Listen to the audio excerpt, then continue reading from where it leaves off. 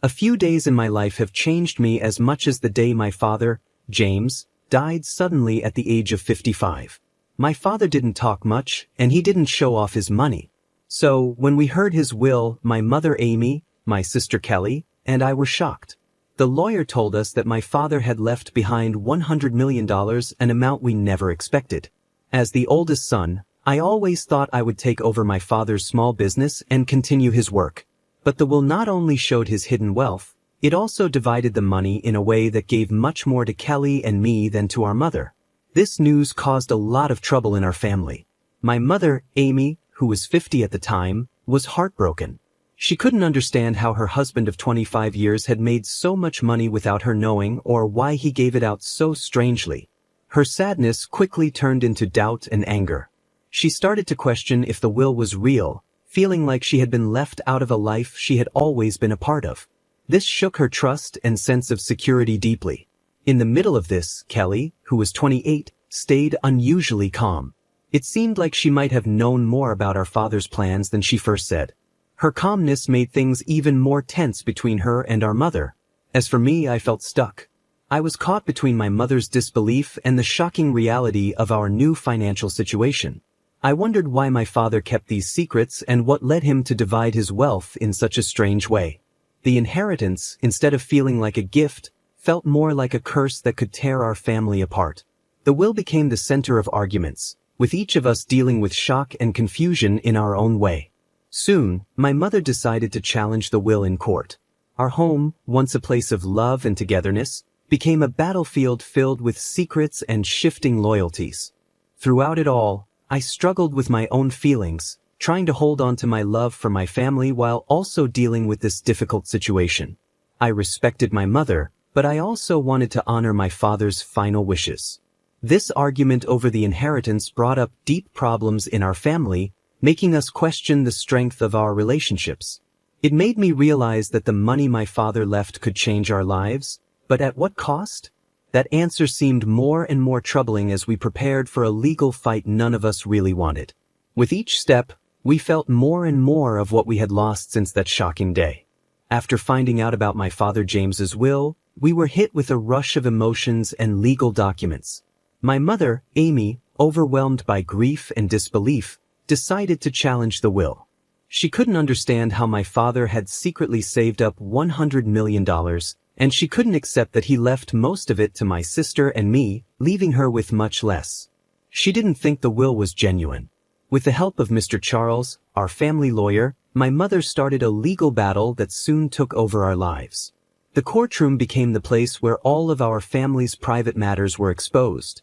Each session revealed more about our personal and financial lives than we ever wanted. My mother's case was built on several points.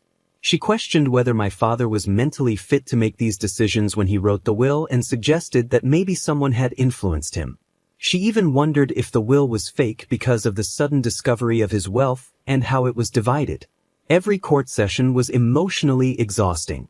I stood by my mother, not completely sure about her doubts, but I supported her because I understood her need for answers. My sister, Kelly, kept to herself more and more. She argued that our father had every right to split his money the way he wanted, and questioning him was both wrong and pointless. As the legal case dragged on, the tension in our family grew worse. The public nature of the court case drew the attention of the media, turning our personal struggle into a story for everyone to watch. Reporters dug into my father's past, discovering his quiet investments and business deals that had stayed hidden for years. This media attention made everything even harder to bear. Through all of this, Mr. Charles was a steady presence. His knowledge of family law and his calm approach helped us get through the chaos, even though his efforts to mediate were often overshadowed by the strong emotions that came out with every new piece of information. The legal fight also made me rethink what I knew about my father. Each court session, with each new fact about his hidden life, painted a different picture of the man I thought I knew. I thought I knew my father, but maybe I never really did. The mystery around this inheritance, with all its legal complications, became a symbol of lost connections and hidden truths in our family. Throughout it all, my mother stayed strong. She fought the case not just for her share of the money, but to find the truth about the man she loved and the life they built together. This battle, though full of legal issues, was really about finding out who we were and wanting to be recognized in the shadow of a legacy that suddenly felt both mysterious and huge. The fight over my father's will not only revealed his hidden financial life but also started to change how we related to each other as a family. As the legal case continued, my sister Kelly's views began to change, creating more distance between us. At first, Kelly was as surprised as the rest of us by what the will revealed. But as time went on, she started to agree with what our father had written. Kelly, who was 28, began to believe that our father had reasons for the choices he made in his will. She thought his decisions were intentional, maybe to teach us lessons we hadn't yet learned. This put Kelly in direct conflict with our mother, Amy, who felt betrayed and confused by being left out of the large part of the inheritance. The tension between them grew quickly. Family gatherings turned into arguments about the will, loyalty, and grief. Kelly accused our mother of not respecting our father's right to make his own decisions, while our mother felt hurt by Kelly's lack of empathy and her ignoring the emotional pain the will had caused. As Kelly pulled away from our mother, our once close family started to fall apart. Their relationship, once warm, became cold and distant, which was painful to see. I found myself caught in the middle, trying to keep the peace between them while dealing with my own mixed feelings about the inheritance and what it all meant. Kelly's new attitude also affected our relationship. We had always been close as siblings, facing challenges together. But now, the disagreement over the inheritance showed that we had different ideas about money, responsibility, and loyalty to the family. Kelly's determination to claim what she believed our father had left for her created a surprising divide between us. Her arguments even made me rethink my own views on the situation. I started to think that maybe our father wanted this challenge to push us to grow or change. It was a hard and lonely thought because it made me feel distant from both my mother, who was focused on getting justice, and Kelly, who seemed to accept the will's terms more practically. As time went on, the inheritance issue took over our lives, overshadowing everything else in our family. The legal fight, fueled by these family conflicts, drew attention not only from close friends and family but also from the community and the media. This public attention added more stress to our already difficult relationships. In this emotional atmosphere, I found myself thinking more about what inheritance and legacy really meant. The fight forced us to face some uncomfortable truths about our family, our values, and ourselves. As Kelly moved further away from our mother emotionally, it became clear that whatever the outcome of this battle, our family would never be the same. The scars from this conflict seemed likely to affect our relationships and lives for a long time. As the inheritance fight went on, Mr. Charles, our family lawyer, became a key figure. He wasn't just a legal advisor, he got deeply involved in both the emotional and legal sides of our crisis. His experience and calm approach were very helpful as he tried to find a way to save both our family bonds and our financial interests. From the start, Mr. Charles knew this was more than just about money. It was about a grieving family dealing with the loss of a father and the surprising terms of his will. His approach was thoughtful and caring, as he tried to mediate between us while making sure the legal process was fair and careful. Mr. Charles focused on keeping communication open between all family members. He organized meetings where we could talk freely, not just with immediate family, but also with relatives affected by the situation. These meetings allowed us to express our feelings in a less formal way than in court. Mr. Charles listened carefully to everyone. He paid special attention to my mother, who felt left out by the will, and he also talked to Kelly and me, trying to understand why our father made these choices. His ability to handle these conversations with care was important in keeping things from getting worse. On the legal side, Mr. Charles used his expertise to look at all possible outcomes of the case. He made sure we understood all the options, guiding us through this tough situation. Mr. Charles explained all the possible outcomes, from completely canceling the will to fully following its terms, and talked us through the legal consequences and how long each might take.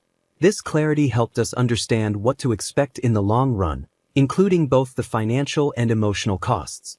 Another important step Mr. Charles took was bringing in independent experts.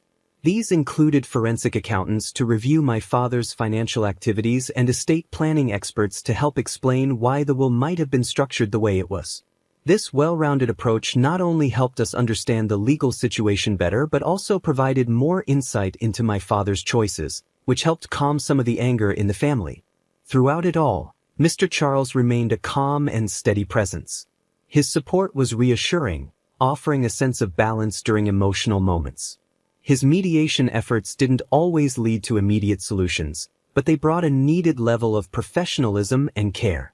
As time went on, Mr. Charles became more than just a lawyer, he became someone we could trust, guiding our family through one of the hardest times we had ever faced. Although the outcome of the legal battle was still unclear, his work ensured that whatever happened, the process would respect everyone's dignity and emotional health. In the middle of this legal fight and shifting family dynamics, my role as the eldest son became more complicated. I wasn't just trying to handle the inheritance issues. I was also trying to keep our family from falling apart. It was a tough challenge. On one side was my mother, Amy, heartbroken and feeling betrayed by the will, and on the other was my sister, Kelly, who saw our father's decisions differently than we did. As I watched our family struggle, I often wondered about my father's intentions. Could he have predicted the chaos his will would cause? Or did he think that the financial security he provided would be more important than the emotional toll? These thoughts stayed with me as I tried to hold our family together.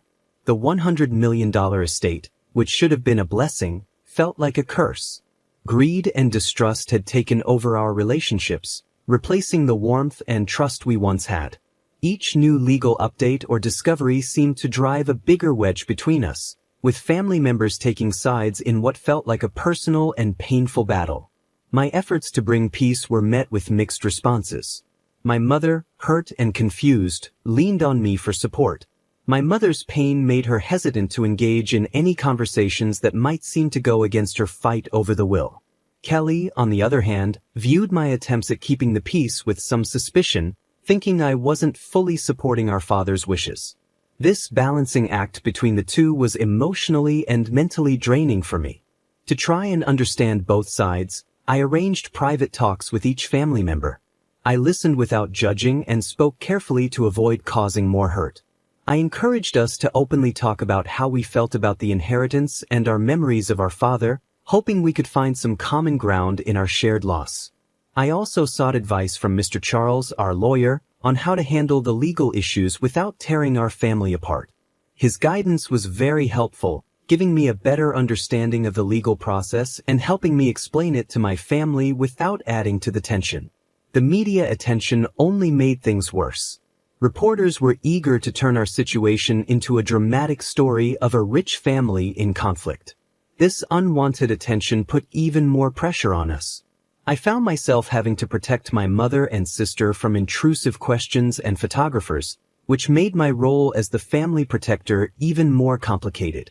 Despite everything, I held on to the hope that we could find a solution that respected both my father's wishes and the needs of our family.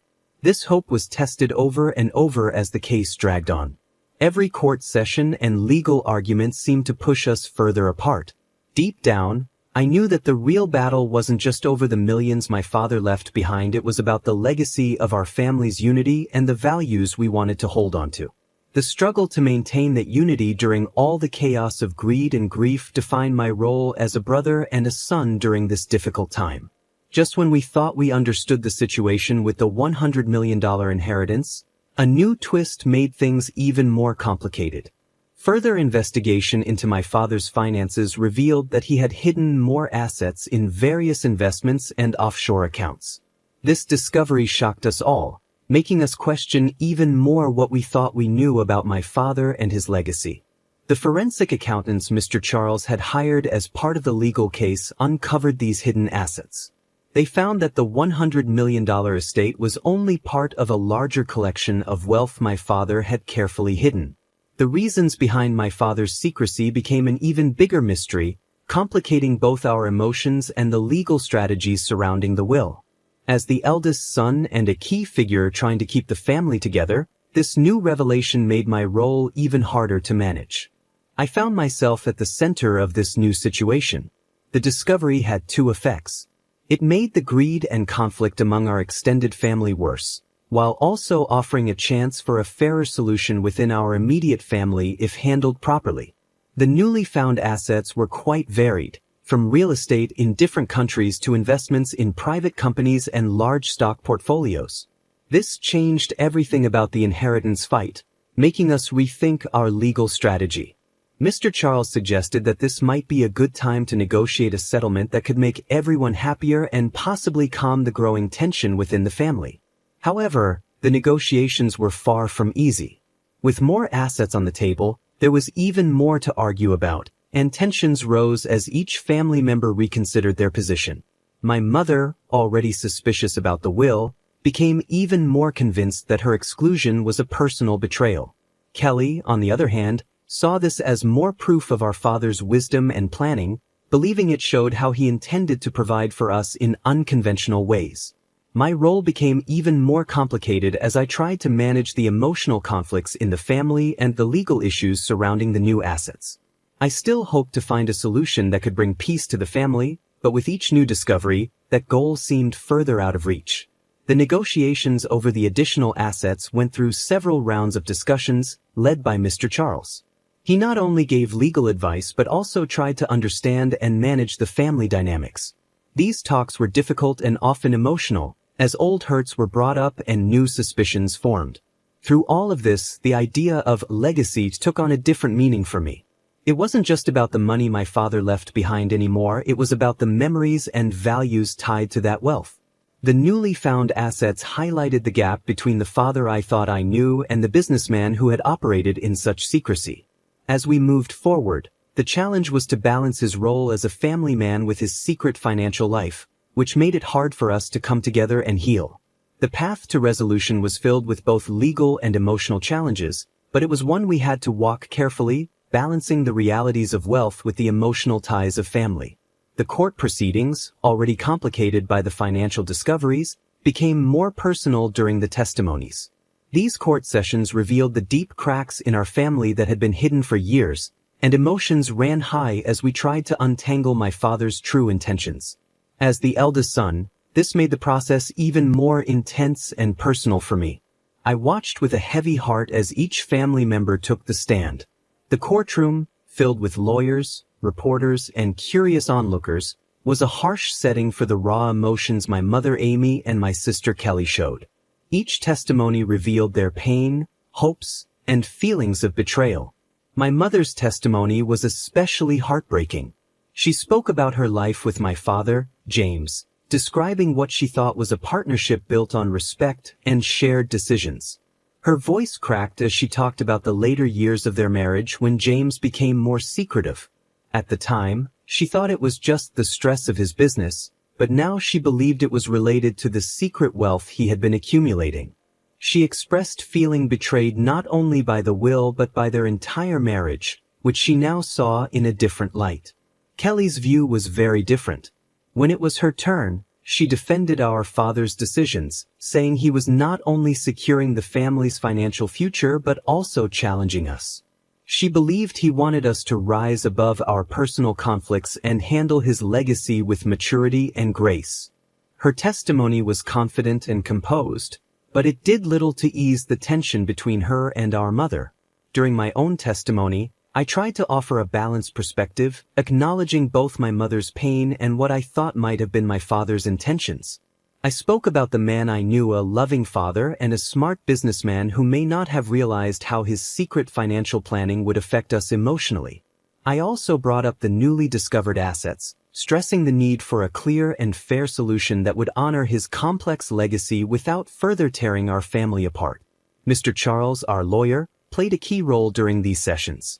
He carefully navigated the legal details and emotional issues with skill, understanding our family in a way few others could. His goal wasn't just to win the case but to help mend our family if possible.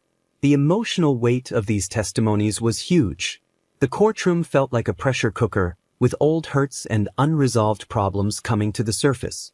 The process was cathartic in some ways but also incredibly damaging. Relationships that had taken years to build were breaking apart before our eyes, held together only by the fragile hope of finding a solution that could address both the emotional and financial needs of everyone involved.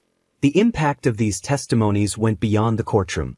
They became the focus of media attention, turning our personal pain into a public spectacle.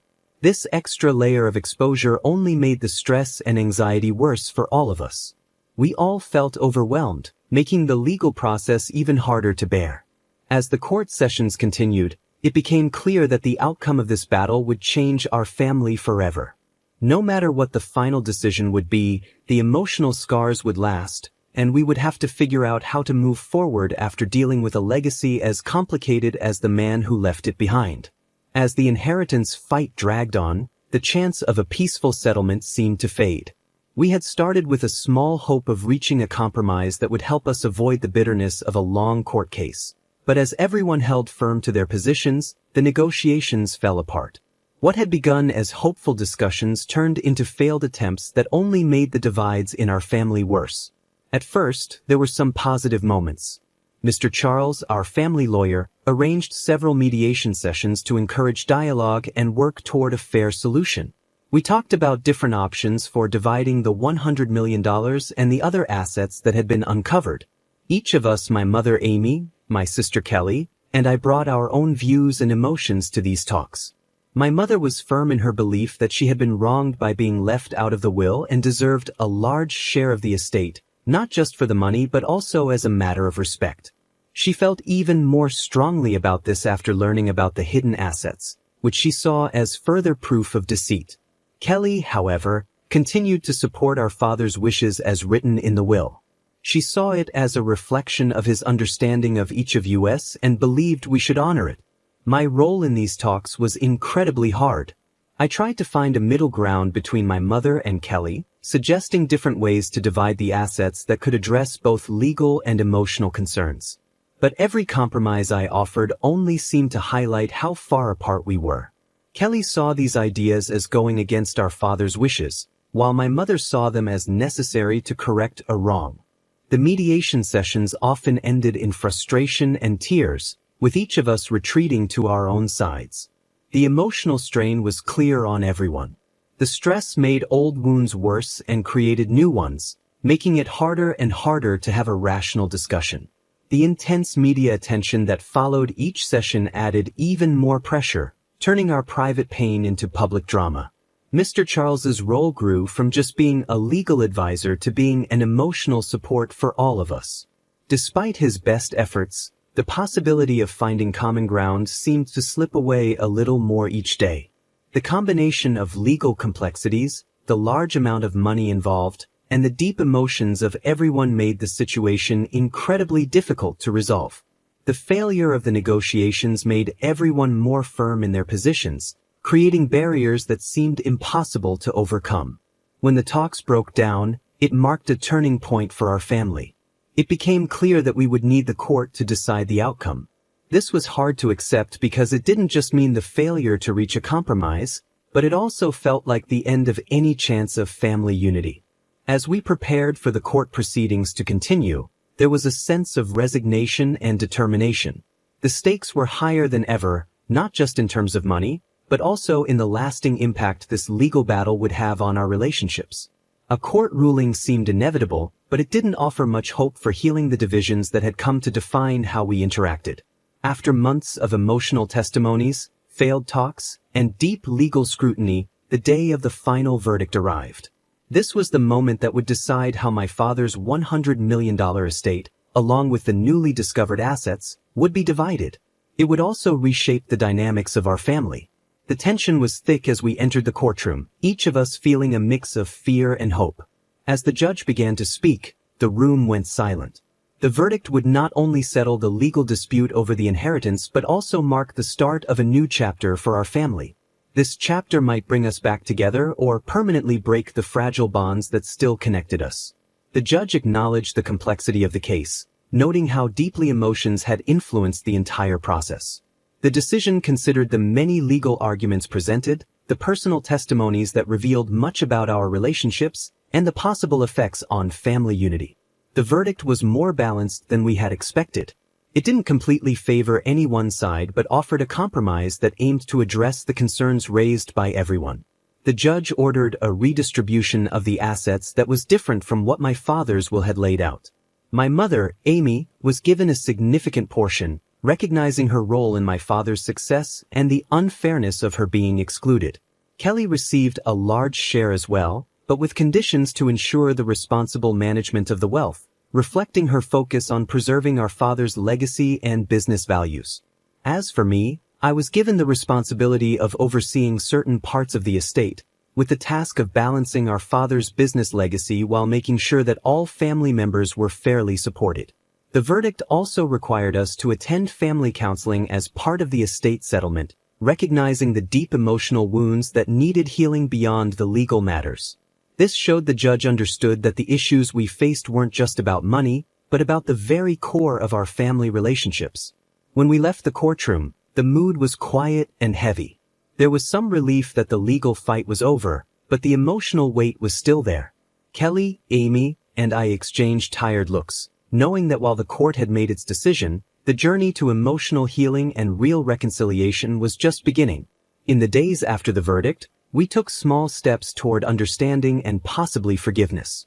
The required counseling sessions weren't so much about the will anymore, but about years of miscommunication and unspoken feelings. Slowly, we began to see each other not as enemies in a legal fight but as family members who had all lost something irreplaceable: the trust and simplicity we once shared before the will was revealed.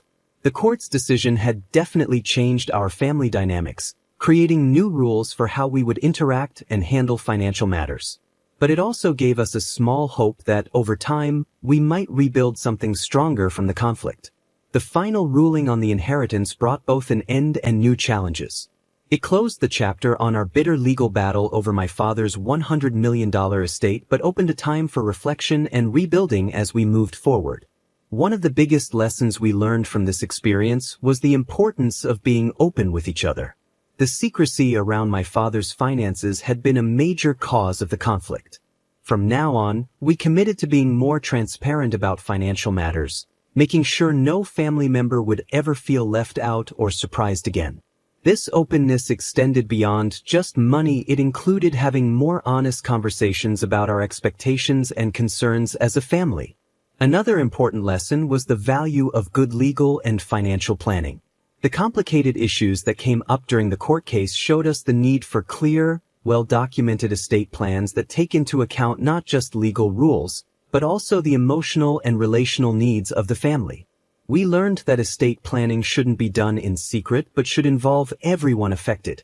This way, misunderstandings can be avoided, and there would be a clear plan for future generations. The required family counseling sessions ended up being a turning point for us. They taught us the importance of addressing issues before they grow into big problems. Through these sessions, we began to better understand each other's perspectives and concerns, which helped us start the healing process. We realized that truly listening to each other was just as important as any legal document for keeping family peace. This experience also showed us that wealth can be both a blessing and a burden. We saw how money could create opportunities but also cause conflict and unhappiness. This made us rethink our values as a family.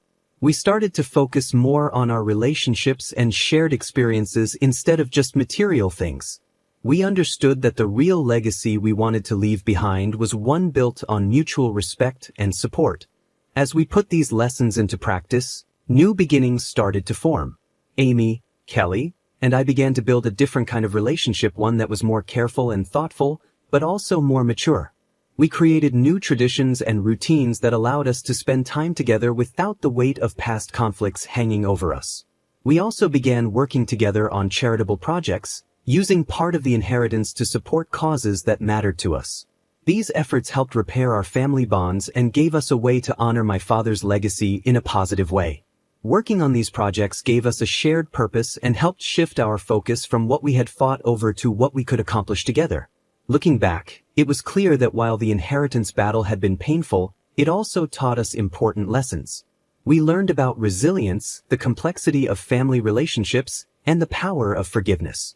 As we moved forward, these lessons became the foundation of our new start, leading us toward a future that, while different from what we had imagined, offered the hope of unity and mutual respect.